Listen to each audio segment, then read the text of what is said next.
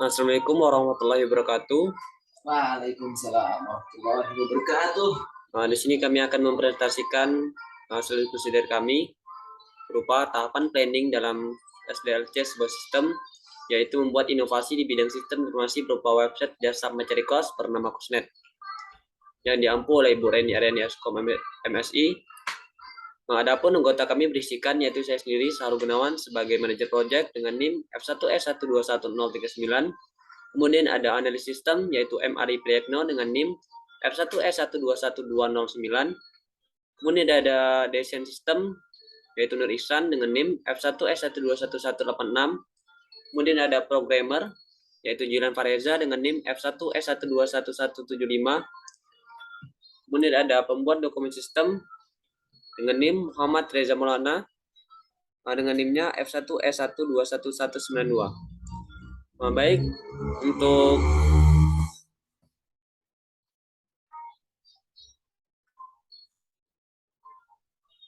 materi kedua mengenai alur perencanaan sistem atau sistem planning akan dilanjutkan oleh Saudara Julian. Kepada Saudara Julian dipersilahkan. Terima kasih. Alur perencanaan sistem atau planning system. Yang pertama, identifikasi tujuan dan ruang lingkup pengembangan. Kedua, project plan. Yang ketiga, pembentukan dan konsolidasi tim pengembangan. Yang keempat, teknologi platform, selection and technical arsitektur.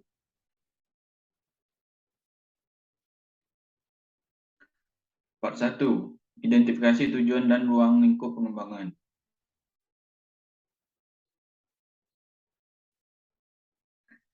Identifikasi tujuan. Kebutuhan primer merupakan kebutuhan pokok yang harus dipenuhi oleh semua manusia, tanpa terkecuali termasuk juga bagi para mahasiswa untuk melanjutkan keberlangsungan hidup yang meliputi pakaian, makanan, hingga tempat tinggal, agar semua aspek kehidupan berjalan dengan baik. Tentunya, kebutuhan primer harus terpenuhi. Seiring dengan berjalannya waktu, kebutuhan primer akan tempat tinggal akan sulit bagi mahasiswa karena ketidakseimbangan antara mahasiswa yang datang dengan ketersediaan tempat tinggal yang ada, khususnya mahasiswa perantauan.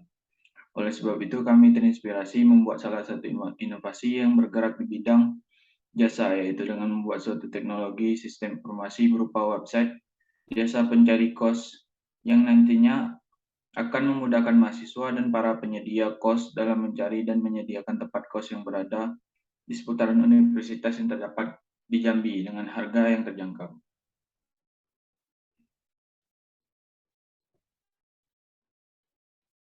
Adapun hal-hal yang mendasari kami dalam membuat sebuah inovasi tersebut adalah keterlambatan dalam mengakses informasi, kurangnya sikap keingintahuan mengenai kos apa saja yang masih tersedia khususnya berada di dekat universitas yang ada di Jambi, serta susahnya mencari kos yang masih bisa untuk ditempati karena kapasitas yang telah penuh, fasilitas dan layanan kos yang tidak memadai, harga yang tidak sesuai dengan apa yang ditawarkan.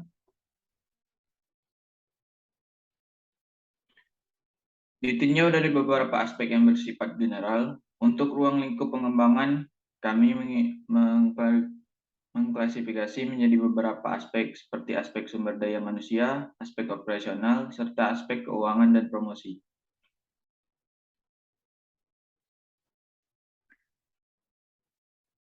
RLP, sumber daya manusia, mahasiswa dan para penyedia kos. RLP operasional, universitas yang berada di Jambi. RLP keuangan dan promosi, pembayaran secara elektronik dan media sosial. Part 2, project plan.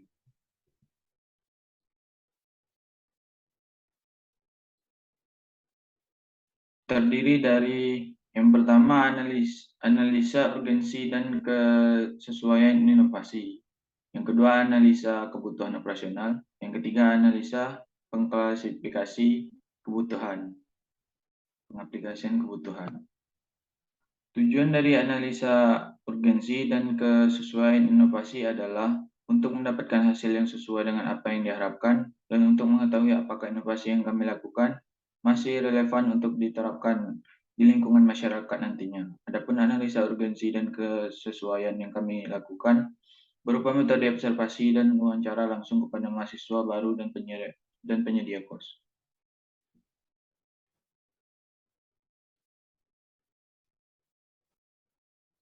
Wawancara adalah kegiatan tanya jawab yang dilakukan oleh seseorang dengan satu atau lebih guna mencapai adanya suatu tujuan tertentu. Dalam hal ini, kami melakukan wawancara kepada mahasiswa baru dan penyedia kos mengenai kesulitan melakukan pencarian kos dan menyediakan kos.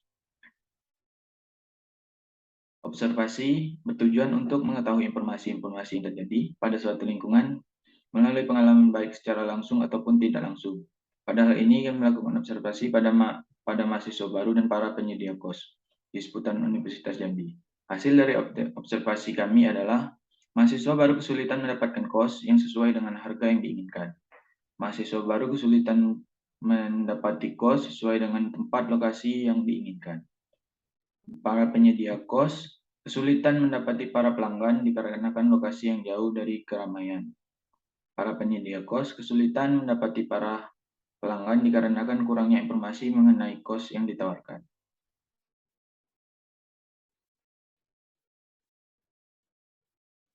Analisa kebutuhan operasional. Analisa kebutuhan operasional bertujuan untuk memahami dan mempersiapkan apa saja kebutuhan dari sistem yang akan dibuat kemudian setelah melakukan observasi dan wawancara dilanjutkan pada tahap pembuatan sistem informasi berupa website, di mana sistem informasi penyedia jasa kos ini akan berguna untuk pemilik kos dan mahasiswa. Pemilik kos akan dipermudah dengan adanya sistem website ini. Dengan adanya sistem website ini, semua data akan terdokumentasi dengan baik sehingga tidak lagi menggunakan sistem manual dalam pengaplikasiannya.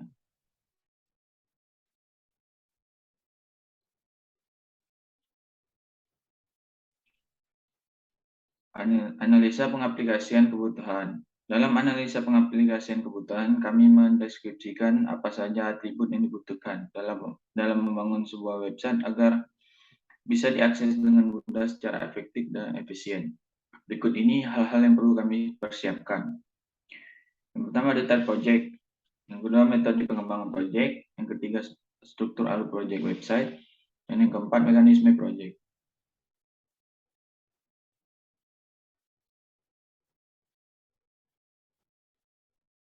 Detail project. Nama project website kami Cosnet. Logo website project kami seperti ini. Metode pengembangan project.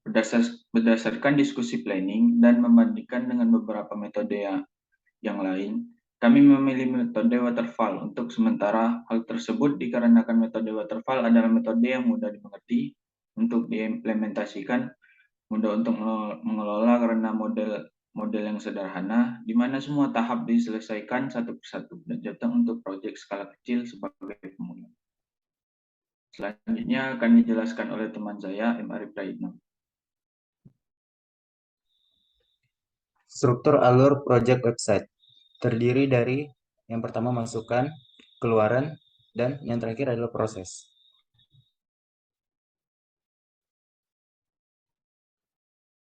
Yang pertama, masukan.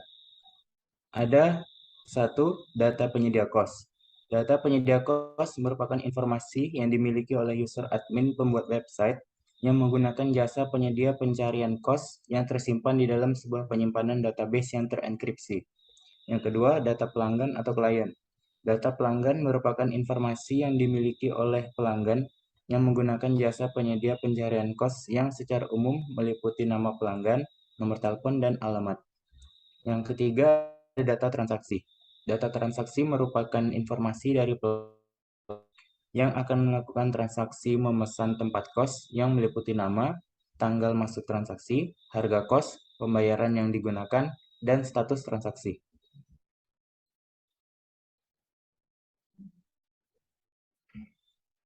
Yang kedua ada keluaran. Pertama, data penyedia kos. Data penyedia kos merupakan data login ke sistem website sebagai user penyedia kos. Yang kedua, data pelanggan atau klien. Data pelanggan merupakan data login ke sistem website sebagai user pelanggan. Yang ketiga ada data transaksi. Data transaksi merupakan data hasil transaksi secara rinci agar nantinya dapat digunakan lebih lanjut. Yang terakhir ada proses awal untuk melakukan pendaftaran ke sistem sebagai penyedia kos atau pelanggan dengan melengkapi syarat yang telah ditentukan sesuai dengan pilihan yang telah disediakan untuk mendapatkan username dan password. Yang kedua, login, yaitu proses awal untuk masuk ke dalam sistem dengan menggunakan username dan password. Dan yang ketiga, ada cetak transaksi elektronik. Proses mencetak data transaksi yang telah dilakukan pelanggan sebagai bukti pembayaran. Selanjutnya ada mekanisme project website. Yang pertama, sistem hanya bisa diakses secara full dengan berbagai fitur lengkap oleh pemilik usaha penyedia kos. Yang kedua, sistem bisa menerima pembayaran tatap muka langsung kepada penyedia kos atau secara online melalui transfer via bank atau e-money lainnya. Yang ketiga, user klien hanya bisa mengakses tampilan dashboard profil dan dashboard utama pencarian kos. Part 3, pembentukan dan konsolidasi tim pengembang. Yang pertama, ada manajer project atau ketua tim, yaitu Sarul Gunawan dengan NIM F1S1 21039. Bertugas penuh sebagai penanggung jawab dari proyek yang dikerjakan, membuat rencana proyek, memonitoring anggota untuk melakukan pekerjaan sesuai dengan bidang masing-masing, mengomunikasikan hal-hal yang perlu atau tidak perlu dilakukan, menghitung anggaran, baik itu dalam skala kecil ataupun menyeluruh, dan mampu menangani masalah yang terjadi di tim. Yang kedua ada analisis sistem, yaitu saya sendiri dengan NIM F1S1 21209. Bertugas sebagai analisis sistem dari proyek yang dikerjakan, merancang sistem, dan mencari bug error pada sistem untuk segera dapat dilakukan perbaikan pada sistem, dan melaporkannya kepada manajer proyek. Yang ketiga ada desain sistem, yaitu Nur Ihsan dengan NIM F1S1 21186. Bertugas merancang dan membuat gambaran atau sketsa interface sistem project yang akan dikerjakan dan memberikan hal-hal apa saja yang harus dipersiapkan khususnya yang berhubungan dengan tampilan sistem. Yang keempat ada programmer, yaitu Julian Fareza dengan NIM F1S1 21175. Bertugas membuat rancangan pembangunan dari sebuah sistem secara menyeluruh, serta dapat mengintegrasikannya dengan selalu mengomunikasikan sistem yang telah dibuat kepada manajer proyek. Yang kelima ada pembuat dokumen sistem, yaitu Muhammad Reza Maulana dengan NIM F1S1 21192. Bertugas manajemen dokumen dan hal-hal yang berhubungan dengan data-data dari sebuah sistem, dan memvalidasi dokumen sistem yang telah didokumentasikan sudah akurat dan benar secara menyeluruh. Part 4, teknologi platform selection dan technical architecture. Yang pertama, teknologi platform selection. Teknologi platform atau platform teknologi adalah platform yang menyediakan layanan yang digunakan kembali, misalnya website. Platform website adalah sebuah platform yang berfungsi untuk membuat dan mengembangkan sebuah website, di mana di dalam proyek website sebagai output dari sistem yang kami buat. Technical architecture. Yang pertama, software aplikasi pendukung, yaitu ada VS Code, XMPP, MySQL, dan web server. Yang kedua, software pemrograman yang digunakan ada PHP, JavaScript, CSS, dan HTML.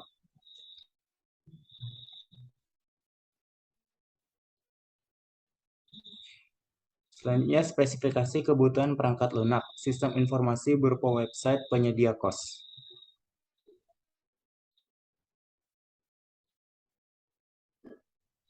Yaitu ada yang pertama ada pendahuluan, kedua deskripsi global perangkat lunak, dan yang ketiga deskripsi rinci kebutuhan perangkat lunak.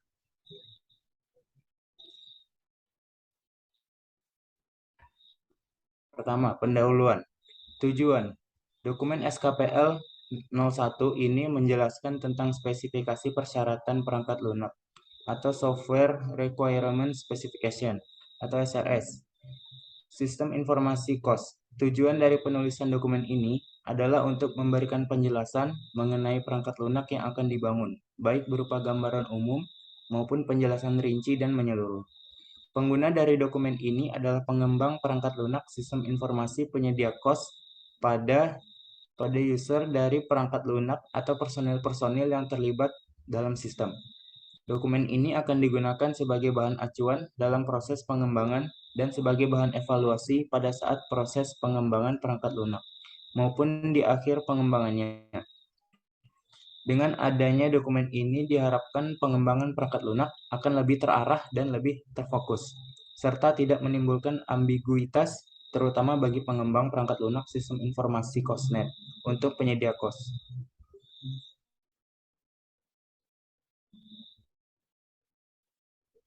Yang kedua ada lingkup masalah.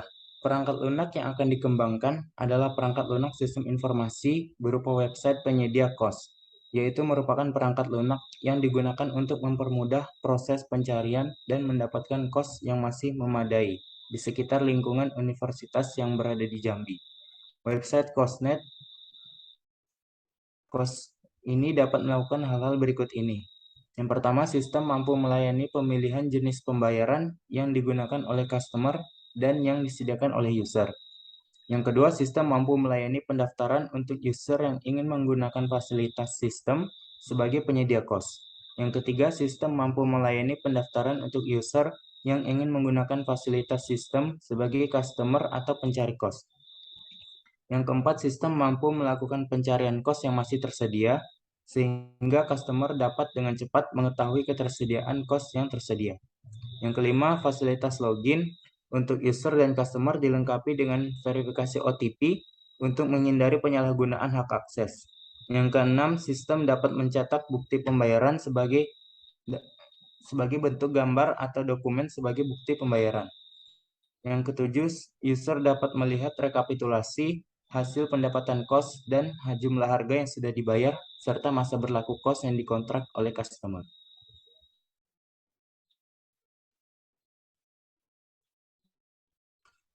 Yang ketiga ada definisi, akronim, dan singkatan. Yang pertama SKPL.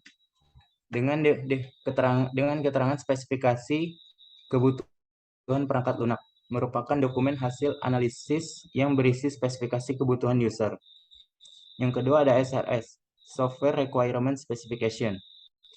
Yang ketiga DCD, dengan keterangan data konteks diagram, merupakan diagram yang menggambarkan hubungan sistem dengan lingkungannya.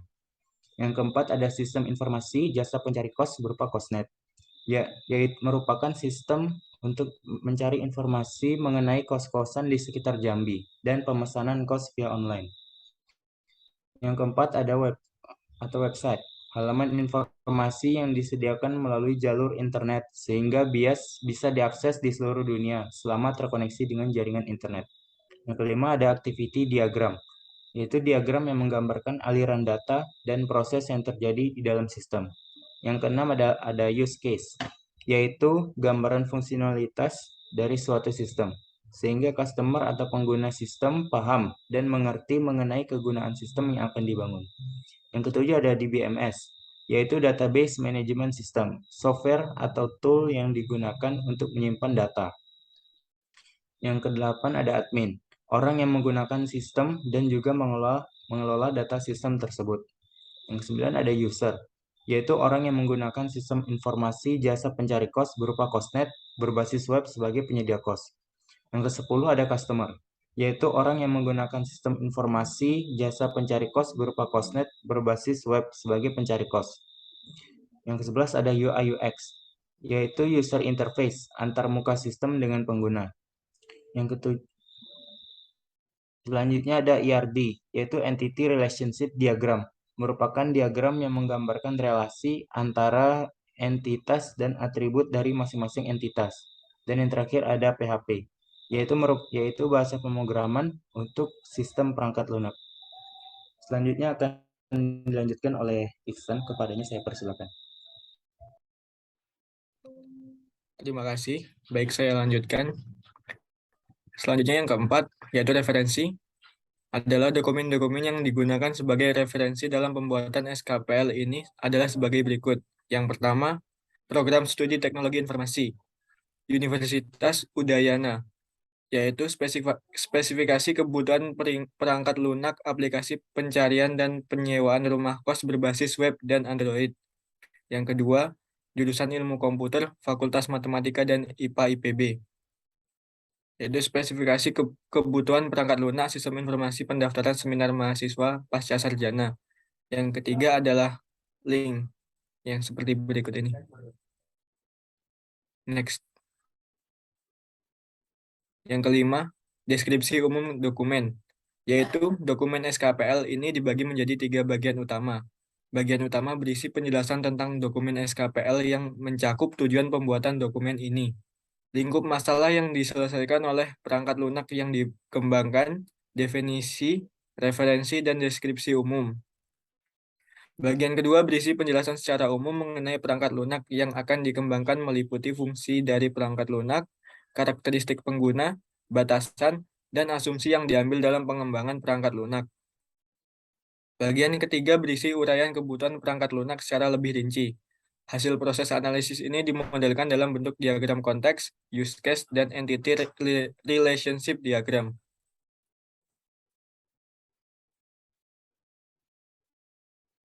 Selanjutnya, deskripsi global perangkat lunak. 2.1. Deskripsi umum sistem adalah dalam rangka mempermudah dan mempercepat proses penyediaan kos dan lebih aman dalam penyimpanan data.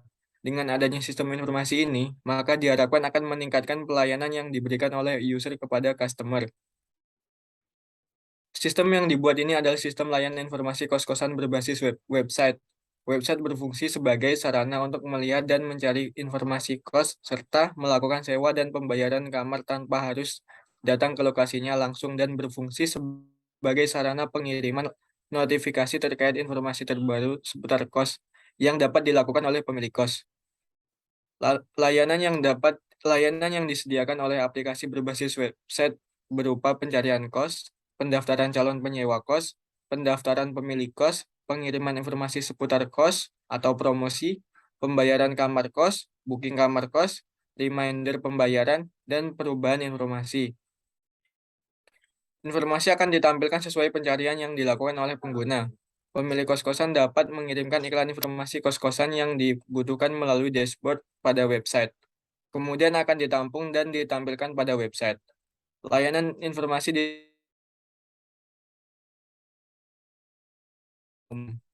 hal ini dapat membantu mengatasi berbagai kesulitan yang dialami pengguna dalam mencari kos-kosan. Sistem informasi ini juga dirancang untuk bisa melakukan transaksi sewa kos antara user dan customer secara online maupun cash secara langsung kepada user. Selain itu, sistem informasi ini juga bisa melakukan pergantian password dari user maupun customer. 2.2. Fungsi sistem. Perangkat lunak sistem ini mempunyai beberapa fungsi utama, antara lain 1.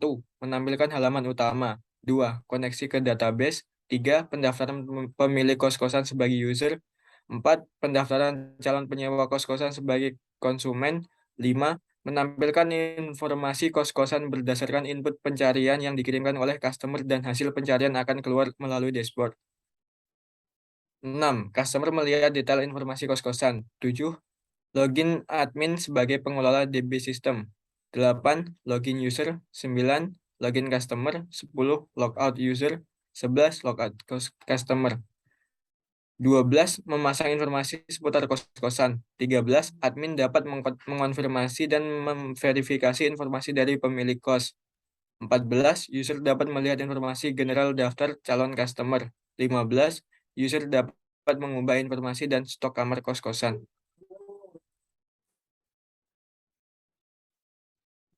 Yang ke-16, customer dapat melakukan pembayaran kos-kosan baik secara elektronik maupun tunai. 17, user dapat mencetak bukti pembayaran dan bukti sewa dari customer. 18, Customer bisa mendapatkan notifikasi reminder pembayaran dari sistem sesuai dengan tanggal pertama pembayaran. 2.3 Karakteristik pengguna. Yang pertama, kategori pengguna. 1. Admin. Tugasnya adalah mengelola server termasuk setup dan maintain database. 2. Akses penuh ke semua data termasuk menambah dan mengurangi data. 3. Pemberian hak akses. Hak akses ke aplikasinya adalah high level privilege.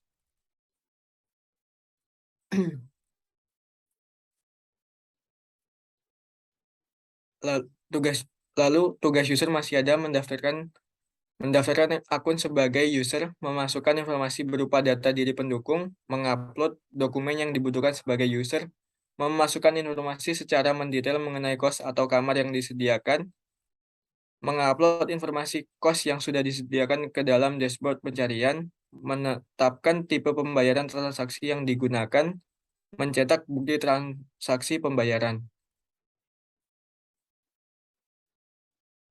Next. Lalu ada kategori pengguna customer.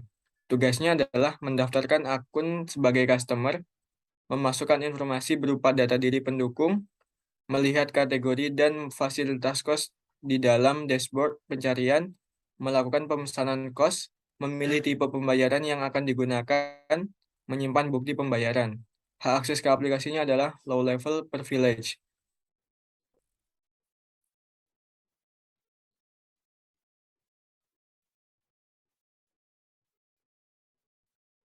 2.4 Batasan.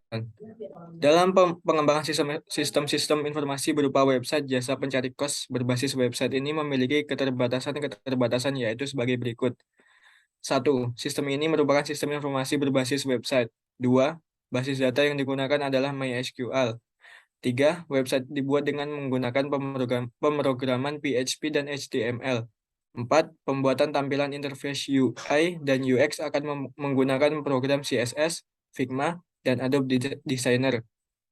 Yang 5. Website dapat berjalan pada server dengan sistem operasi Windows 7 ke atas, yaitu dengan web server Apache dan database server. 6. Harus terkoneksi dengan internet. 2.5 Asumsi dan ketergantungan.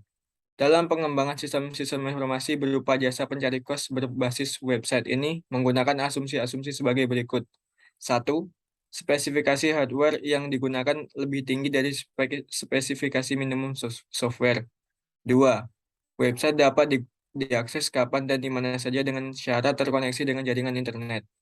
3. Ada 3 jenis hak akses login yaitu 1. Admin, 2. User, 3. Customer.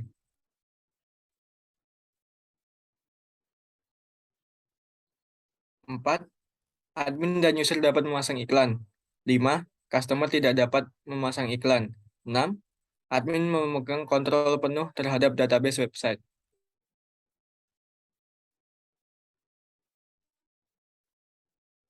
2.6 Lingkungan operasional. A. Kebutuhan fisik. 1. Sistem operasi all platform. 2. Jenis informasi website. 3. Server Apache. 4. Database server MySQL. 5. Bahasa pemrograman PHP, HTML, JavaScript, dan CSS. Selanjutnya B. Kebutuhan fungsional. Kebutuhan fungsional melibatkan 3 aktor yaitu 1. Admin, 2. User, 3. Customer.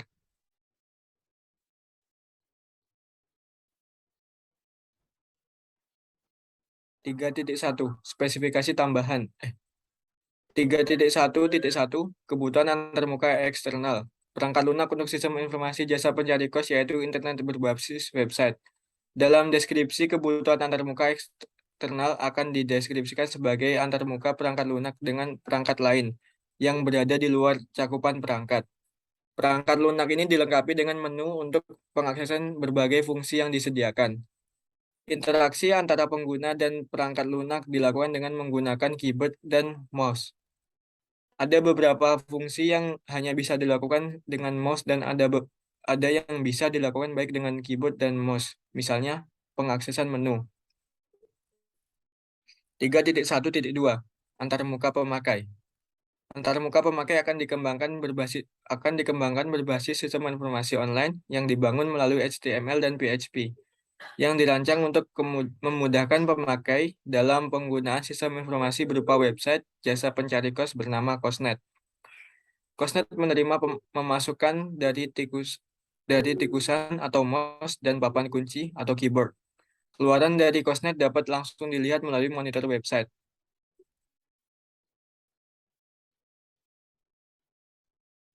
(3.1.3) Kebutuhan antarmuka perangkat keras. Perangkat keras yang dapat digunakan dalam perangkat lunak yang dibuat adalah 1. PC atau laptop, 2. Monitor VGA mempunyai resolusi minimal 800 x 1200 pixel, 3. Keyboard dan mouse untuk melakukan kegiatan user, 4. Semua perangkat keras yang digunakan merupakan perangkat standar dalam sistem komputer. 3.1.4 Kebutuhan antarmuka perangkat lunak. Perangkat lunak yang dibutuhkan antara lain 1. Sistem operasi all platform, 2. Jenis sistem website, 3. Server APC, 4. Database MySQL, 5. Koneksi database XMPP, 6. Bahasa pemrograman PHP, HTML, JavaScript, dan CSS.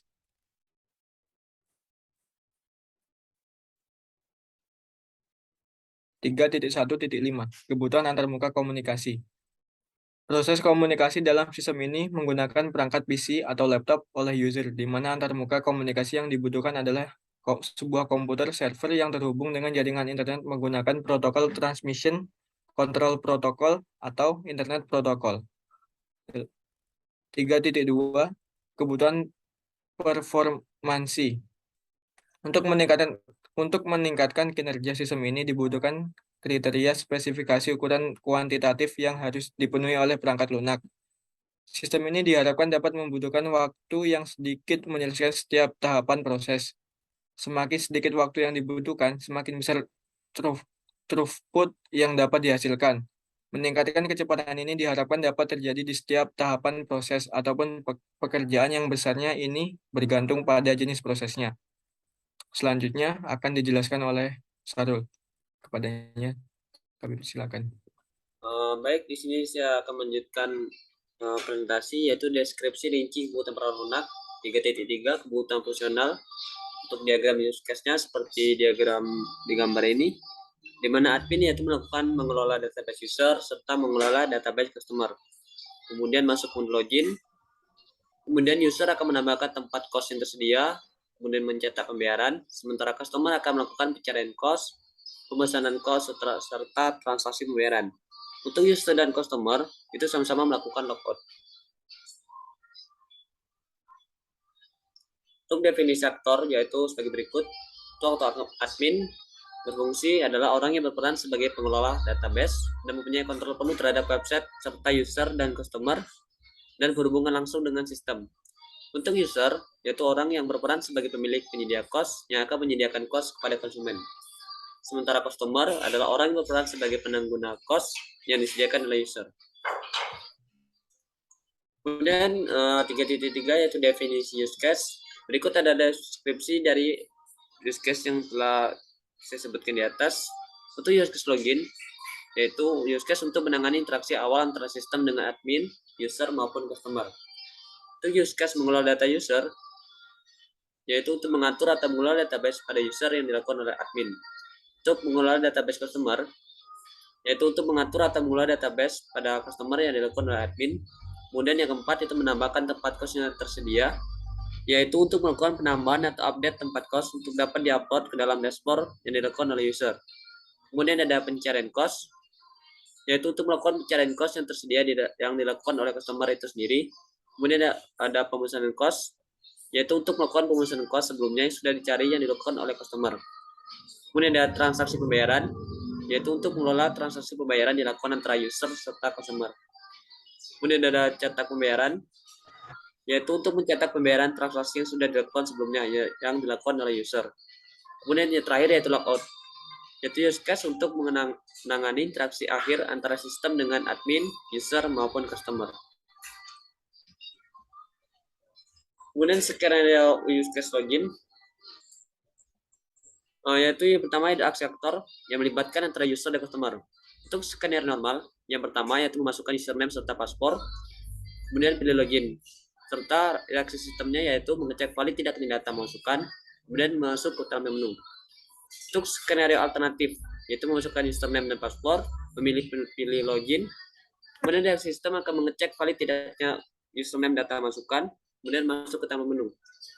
Jika masukan dan password tidak valid, maka dia akan kembali ke menu login, kemudian mengecek valid tidaknya data masukan, serta masuk ke tampilan menu. Untuk skenario mengelola database user. Untuk skenario normal, yaitu dilakukan oleh admin. Yang pertama, memilih database user, seperti ubah, simpan, maupun hapus. Kemudian reaksi sistemnya yaitu mengecek valid tidaknya pengolahan data, menampilkan pengolahan database sesuai dengan dipilih oleh admin. Kemudian skenario alternatif, yaitu memilih jenis pengolahan database user, seperti ubah, simpan, hapus.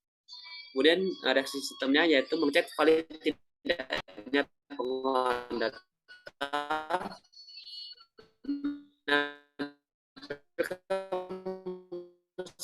tidak valid sesuai dengan jenis pengolahan database user, seperti baru, simpan, hapus. Kemudian dihasilkan pengolahan database sesuai yang dipilih oleh admin. Kemudian ada skenario mengelola database customer. Itu aktor yang terlibat yaitu admin. Untuk skenario normal, yang pertama memilih database customer seperti ubah, simpan, hapus. Kemudian reaksi sistemnya yaitu mengecek valid tidaknya pengolahan data, menampilkan pengolahan database sesuai yang dipilih admin. Untuk skenario alternatif, yaitu yang pertama memilih jenis pengolahan database customer seperti ubah, simpan, hapus. Kemudian reaksi sistemnya yaitu mengecek valid tidaknya pengolahan data, kemudian menampilkan pesan tidak valid sesuai dengan jenis pengolahan database yang dipilih admin. Kemudian aktor akan memilih jenis pengolahan database customer seperti baru, simpan, hapus, kemudian mengecek valid tidaknya pengolahan data. Setelah itu baru menampilkan pengolahan database yang dipilih oleh admin.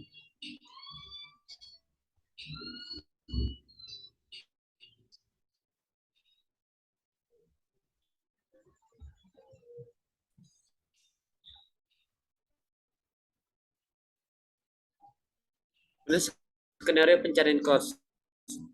Untuk aksi aktor customer yaitu skenario normal.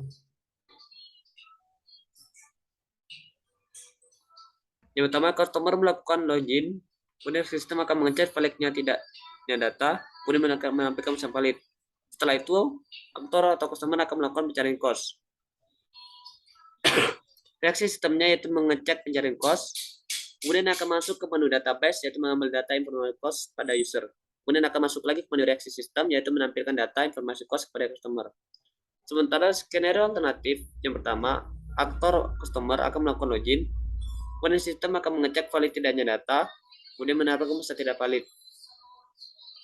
Kemudian aktor memasukkan kembali username dan password. Sistem akan menampilkan mengecek valid tidaknya data masukan dan menampilkan form login berhasil disimpan.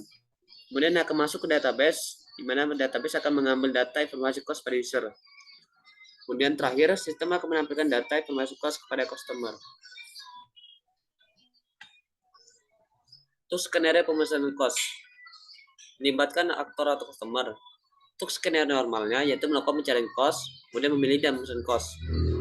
Kemudian sistem akan mengecek pemesanan cost, kemudian akan masuk lagi ke menu database, di mana database akan mengambil data pemesanan cost pada user. Kemudian sistem akan menampilkan pemesanan informasi data cost ke cost user. Kemudian aktor sebagai user yaitu mengkonfirmasi pembayar cost. Kemudian akan masuk lagi kepada menu reaksi sistemnya yaitu mengupdate informasi konfirmasi pembayar cost. Kemudian akan masuk lagi ke database yaitu mengupdate data pembayar cost. Kemudian aktor user akan melakukan persetujuan pembayar cost. Setelah itu sistem akan mengupdate persetujuan pembayar cost. Dan terakhir, customer dapat melihat informasi pembayaran pemesanan cost yang sudah dilakukan.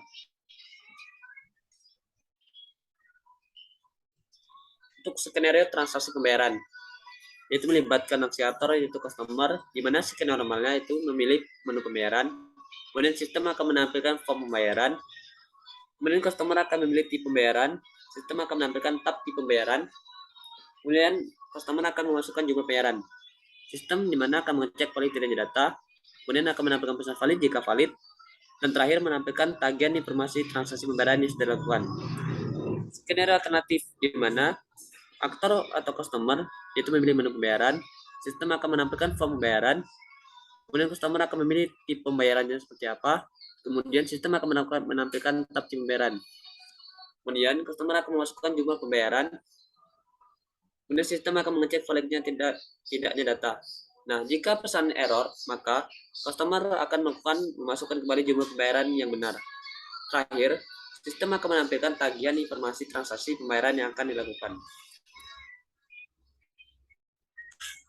Kemudian skenario cetak pembayaran, di mana aktor atau user yaitu memilih menu transaksi pembayaran, sistem akan menampilkan form transaksi pembayaran, kemudian user akan memilih lanjut dengan memilih tombol struk transaksi, sistem akan menampilkan form struk transaksi, kemudian aktor user yang akan mencetak dengan memilih menu cetak, kemudian sistem akan memprint struk transaksi dalam bentuk dokumen, kemudian aktor atau user akan menyimpan struk transaksi.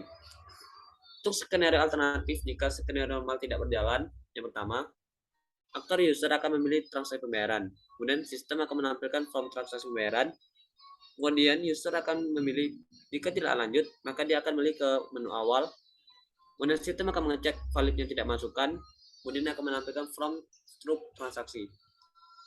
Kemudian jika tidak mencetak, maka akan kembali ke tampilan awal yaitu form transaksi, di mana sistem akan bereaksi seperti mengecek validnya data masukan, dan terakhir memprint struk transaksi dalam bentuk dokumen. Nah, terakhir yaitu skenario logout, di mana skenario logout melibatkan user dan customer, di mana skenario-nya yang pertama, user maupun customer memilih menu logout, kemudian sistem akan menampilkan keluar dari sistem dan akan menampilkan form login seperti yang dilakukan pada tahap awal.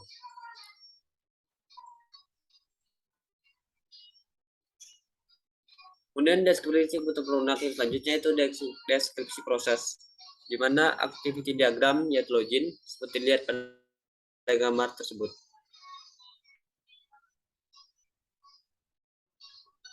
Kemudian activity diagram yaitu mengolah database user, seperti pada gambar berikut, alur pembuatannya seperti berikut.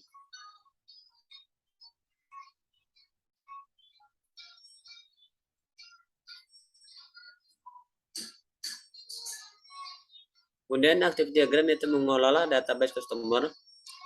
Alurnya dapat dilihat pada gambar use case berikut.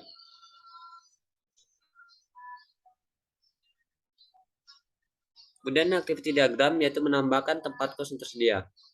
Untuk alurnya dapat dilihat pada gambar berikut.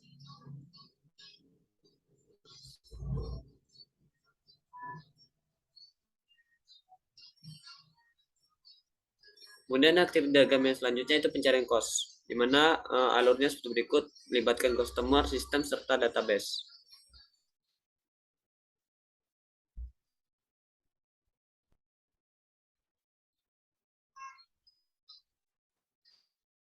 Kemudian activity diagram yang berikutnya itu pemesanan kos, itu melibatkan customer, sistem, database, serta user, di mana alurnya dapat dilihat pada gambar berikut.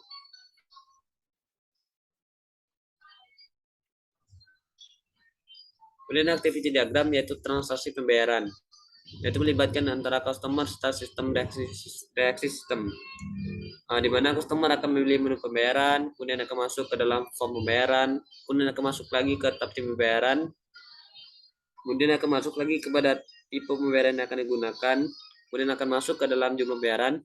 Kemudian di sini ada proses pengecekan data, jika N berarti no atau salah, jika yes berarti berhasil. Jika data valid akan menampilkan informasi transaksi pembayaran, tetapi jika datanya salah, dia akan masuk kembali ke dalam jumlah pembayaran. Untuk activity diagram yaitu cetak pembayaran, seperti berikut, itu melibatkan antara user dan juga sistem. Untuk yang terakhir yaitu activity diagram logout, di mana melibatkan antara user dan customer, di mana user customer akan memilih menu logout, kemudian sistem akan menampilkan keluar dari sistem dan menampilkan form login kembali.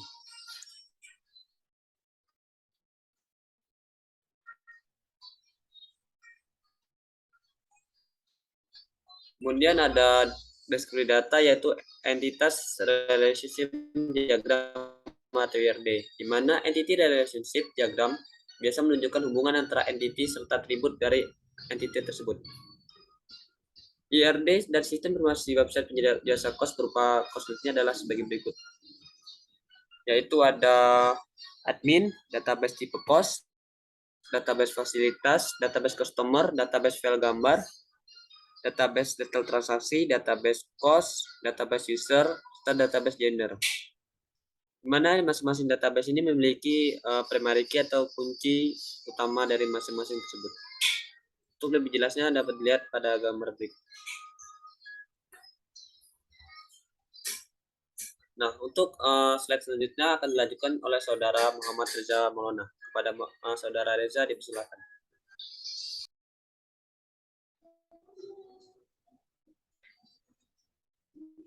Baiklah, saya akan melanjutkan yaitu deskripsi rinci kebutuhan perangkat lunak. 3.4 kebutuhan non fungsional. 3.4.1 performansi. Tidak ada batasan performansi karena kemampuan perangkat keras yang digunakan telah memadai.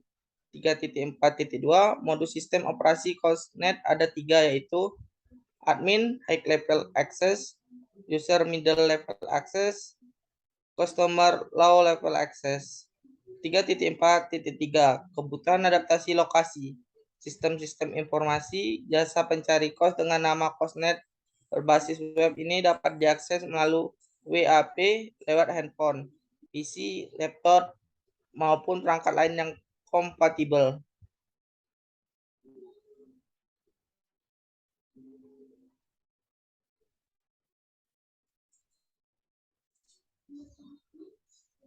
(3.5) Atribut kualitas perangkat lunak.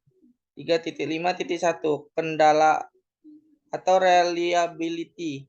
Sistem informasi jasa pencari kos dengan nama COSNET berbasis web ini dapat digunakan selama 1x24 jam dengan dukungan sistem operasi Windows atau OS lain yang memiliki stabilitas yang tinggi. 3.5.2 ketersediaan atau availability. Sistem informasi jasa pencari COSNET dengan nama COSNET berbasis web ini dapat berjalan dan tersedia selama tidak mengalami kendala, seperti kendalanya jaringan lokal, jaringan internet, star web, server hosting system. 3.5.3 keamanan, security. User dan customer harus melakukan login untuk dapat mengakses sistem dan didukung keandalan dari server. Untuk melakukan akses ke dalam sistem dilengkapi dengan user ID yang unik dan password. 3.5.4 pemerawatan, maintainability. Sistem informasi ini dibuat secara dinamis dan fleksibel. Isi site serta informasi yang terdapat di dalamnya dapat diupdate kapan saja sesuai dengan kebutuhan informasi. 3.5.5 Kepemindahan, portability. Sistem informasi jasa pencari COSNET dengan nama COSNET berbasis web ini bersifat portable.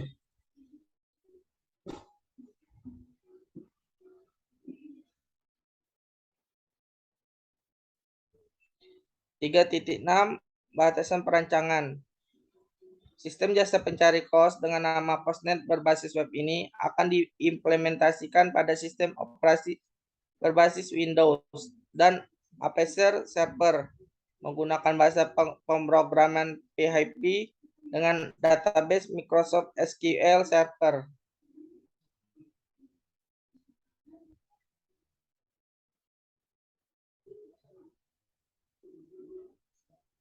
Desain user interface.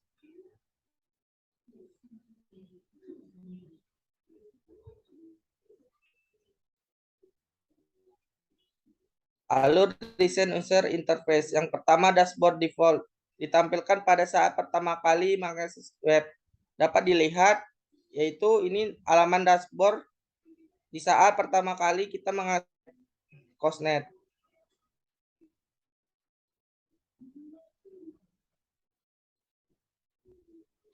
Yang kedua, form login. Masuk ke akun Anda untuk mengakses website dengan menginputkan nama pengguna dan kata sandi dengan benar.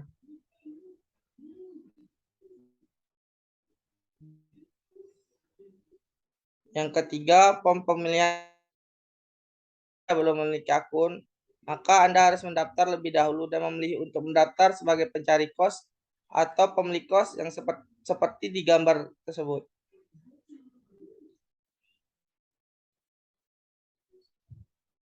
Yang seterusnya ini adalah tampilan form daftar jika Anda membeli sebagai pencari kos. Dan yang di sebelah kanan adalah tampilan form daftar jika Anda membeli sebagai pencari kos.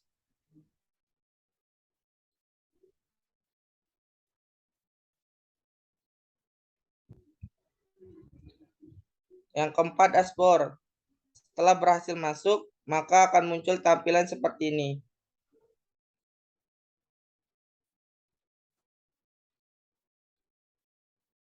Yang kelima, detail kos. Jika Anda ingin melihat detail dari kosnya, silakan klik salah satu pilihan dan akan muncul tampilan seperti berikut.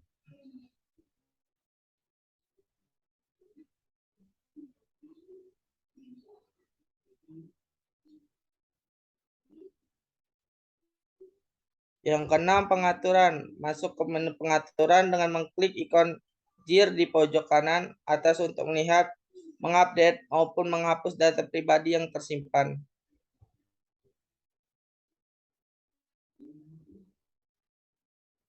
Yang ketujuh, detail informasi pribadi. Di sini Anda dapat melihat, mengupdate, maupun menghapus informasi pribadi.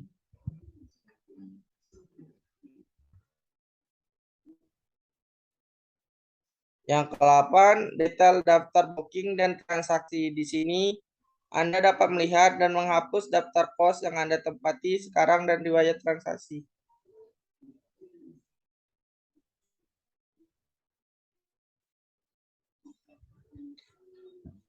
Yang ke-9, tersimpan. Di sini Anda dapat melihat daftar kos yang Anda tandai.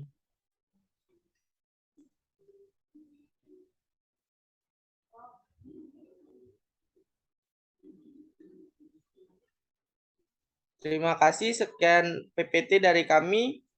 Bila ada salah kata ataupun salah ucapan, mohon dimaafkan. Bila taufik hidayah, wassalamualaikum warahmatullahi wabarakatuh.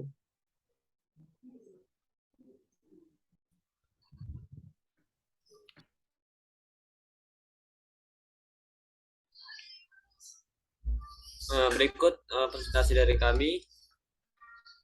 Saya mewakili segenap daripada kelompok mengucapkan akhir kata.